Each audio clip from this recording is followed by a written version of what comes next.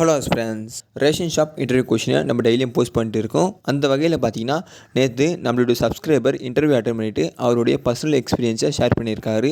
அதாவது நம்ம பிடிஎஃப்ல எவ்வளோ கொஷின் வந்திருக்கு அண்ட் அவருக்கு படித்த ரிலேட்டடாக எவ்வளோ கொஷின் கேட்டிருக்காங்க சொல்லிட்டு அவர் பார்த்தீங்கன்னா நம்மக்கிட்ட எக்ஸ்பீரியன்ஸை ஷேர் பண்ணியிருக்காரு. அதோட கிளிப்பை பார்த்தீங்கன்னா நான் கடைசியில் போட்டிருக்கேன். அண்ட் நம்ம பிடிஎஃப்லேருந்து எவ்வளோ கொஷின் வந்திருக்கு அப்படின்னு சொல்லிட்டு அவர் சொல்லியிருக்காரு. உங்களுக்கு அந்த பிடிஎஃப் வேணும்னு வச்சிங்கன்னா என்னோடய வாட்ஸ்அப் நம்பருக்கு ஹாய் பிடிஎஃப்னு மெசேஜ் பண்ணுங்கள். பிடிஎஃபோட ப்ரைஸ் பார்த்தீங்கன்னா ரூ. 25 மட்டும்தான். ரூ. 25 பே பண்ணிவிட்டு என்னோடய வாட்ஸ்அப் நம்பருக்கு ஸ்க்ரீன்ஷாட் அனுப்பிச்சிட்டிங்கன்னா நான் உங்களுக்கு பிடிஎஃப் வந்து கொடுத்துட்றேன். ஏன்னா நம்ம பிடிஎஃப்லேருந்து கிட்டத்தட்ட நிறைய பேர் ரிவ்யூ கொடுத்துட்ருக்காங்க. பெஸ்ட் ரிவ்யூ தான் கொடுக்குறீங்க. வாட்ஸ்அப்லேயே மெசேஜ் பண்ணுறீங்க. நிறைய கேள்விகள் நம்ம உங்கள் பிடிஎஃப்லேருந்து வருது சொல்லிட்டு தேங்க்ஸ் நிறைய சொல்லியிருக்கீங்க. அது மட்டும் இல்லாமல் நீங்கள் அடிஷ்னலாக என்னென்ன படின்னு சொல்லிட்டு நம்ம சப்ஸ்கிரைபர் சொல்லிட்டு இருக்காங்க. அதை நீங்களும் பார்த்தீங்கன்னா இந்த வீடியோ முழுமையாக பார்த்தீங்கன்னா உங்களுக்கு ஒரு ஐடியா வரும். எந்த மாதிரி இன்டர்வியூ அட்டன் பண்ணணும் அண்ட் எவ்வளோ வேகமாக நீங்கள் பதில் சொல்லணும். நீங்கள் கொஞ்சம் ஸ்லோ பண்ணால் கூட உங்களுக்கு முடிச்சு விட்ருவாங்க உங்களை. போதும் நீங்கள் கிளம்பலாம் சொல்லிட்டு. ஏன்னா நிறைய பேர் என்கிட்ட சொல்லியிருக்கீங்க. அப்புறம் எனக்கு 4 கேள்வி தான் கேட்டாங்க. ஏன்னா நீங்களாம் பார்த்தீங்கன்னா கொஞ்சம் ஸ்லோவாக பதில் சொல்லியிருப்பீங்க. அதனால தான் பார்த்தீங்கன்னா உங்களுக்கு போதும்னு சொல்லிட்டு முடிச்சு விட்ருவாங்க. அண்ட் ஒரு சில மாவட்டத்தில் பார்த்தீங்கன்னா இன்டர்வியூ பார்த்தீங்கன்னா ஒழுங்காக நடக்கலை.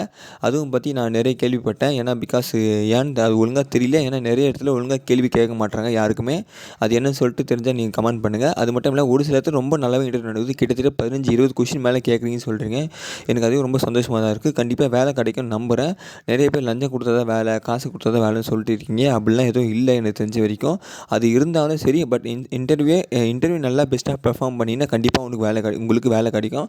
நீங்கள் 12th ஸ்டாண்டர்ட் நல்ல மார்க் எடுத்திருந்தீங்கன்னா அப்புறம் நீங்கள் பெஸ்ட்டாக இன்டர்வியூ பெர்ஃபார்ம் பண்ணால் கண்டிப்பாக உங்களுக்கு கிடைக்கும். அது எந்த ஒரு சந்தேகமும் தேவை. நான் கிளிப்பை அட்டாச் பண்ணியிருக்கேன். இந்த வீடியோ முழுமையாக பாருங்கள். அப்போ தான் உங்களுக்கு நம்ம சப்ஸ்கிரைபர் எப்படி இன்டர்வியூ அட்டன் பண்ணியிருக்காருன்னு தெரியும். அண்ட் அவருக்கு தெரியாத கொஸ்டினை அவர் ஷேர் பண்ணியிருக்காரு. அதையும் நீங்கள் படிச்சுட்டு போயிடுங்க.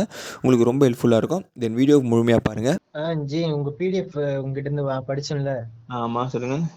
ஆமா ஆமா, அது எனக்கு ஹெல்ப் பண்ணுச்சு ஜி. நல்லா நேத்து தான் இன்டர்வியூ, நேத்தே எனக்கு இருந்துச்சு பேட்ச். ஓகே, அப்படியா? Okay okay. பேட்ச். நீங்கள் எந்த டிஸ்ட்ரிக்ட் நீங்கள்? நான் Thiruvallur district ji. Okay okay. அதான் திருவள்ளூர் டிஸ்ட்ரிக்ட்ல சேல்ஸ்மேன் போஸ்ட்டுக்கு போட்டிருந்தேன் ரேஷன்ல. ஓகே. அதுதான் நம்மளுக்கு அதை பத்திலாம் ஒன்றும் தெரியாது. பிளாங்க். நான் இப்பதான் ஃபர்ஸ்ட் டைம். ஓகே. அதான் உங்க யூடியூப்ல பார்த்துட்டு உங்ககிட்ட நான் இது பண்ண பிடிஎஃப். மேக்ஸிமம் எனக்கு அதுல இருந்து ரேஷன் சாங்னா கேட்டதெல்லாம் உங்ககிட்ட படிச்சுட்டு போனதுதான். இதான் இந்த ரேஷன் கார்டு டீடைல்ஸ் எல்லாமே நீங்க கொடுத்தது எல்லாமே அதுல இருந்துச்சு.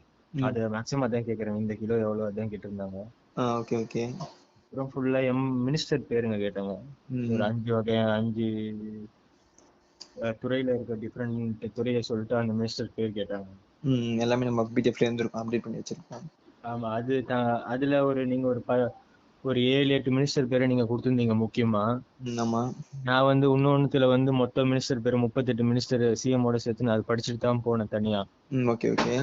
சம்பந்தமா டீடைல் எல்லாம் உங்களுது நீங்க என்னென்ன கொடுத்துருந்தீங்களோ அதுல இருந்து தான் வருது. ஆமா, நம்ம முக்கியமான மினிஸ்டர்லாம் கொடுத்துருப்போம். அது மட்டும் படிச்சா அது நானே இப்போ நாளைக்கு எனக்கு இன்டர்வியூனா ஒரு 1 வீக் முன்னாடி தான் உங்ககிட்ட பிடிஎஃப் வாங்கினேன். ஆமா ஆமா. அப்பதான் நான் ஃபர்ஸ்ட் உங்ககிட்ட வாங்கி தான் நான் ஸ்டார்டே பண்ணேன். ஆக்சுவலா நான் எல்லாமே அட்டன் பண்ணிட்டேன். இன்னொன்னு மட்டும் கேட்டாங்க, கோஆபரேட்டிவ் டிபார்ட்மெண்டோட ஹெட் யாருன்னு கேட்டாங்க. ஆமா ஆமா. அது யாருன்னு எனக்கு தெரியல ஜி. அப்படியே இல்ல, எனக்கே தெரியல. நான் ரெஃபர் பண்ணி பார்த்து நான் சொல்றேன். ஆமா, அது ஒண்ணுதான் எனக்கு கேட்ட கேள்வியில. என்ன இப்ப நான் கம்ப்யூட்டர் நாலேஜ் சர்டிபிகேட்டா இது படிச்சிருந்தேன். வெப் டிசைனிங் இதெல்லாம் படிச்சிருந்தேன். HTTP HTML அந்த சம்பந்தமா கேட்டிருந்தாங்க. Okay okay.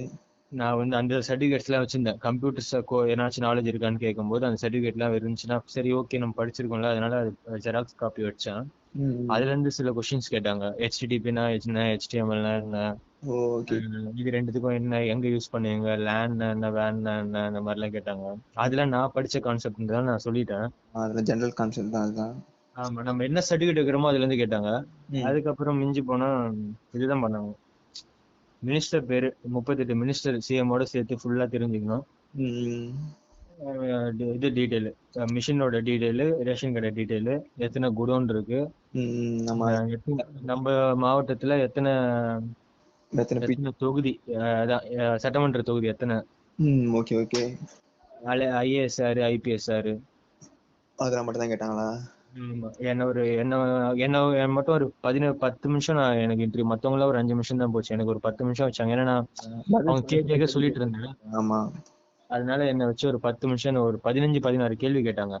ஆமா ஆமா. அப்படி கேட்கலாம் கண்டிப்பா செலக்ட் பண்ண வாய்ப்பு இருக்கு. ஆமா, நான் ஒரு 15 அது லாஸ்ட் ஒரு 13வது கேள்விதான் கோஆபரேட்டிவ் டிபார்ட்மெண்டோட ஹெட் யாருன்னு கேட்கும்போது தான், இல்ல சார் கோஆபரேட்டிவ் டிபார்ட்மெண்டோட ஹெட் யாருன்னு தெரியல.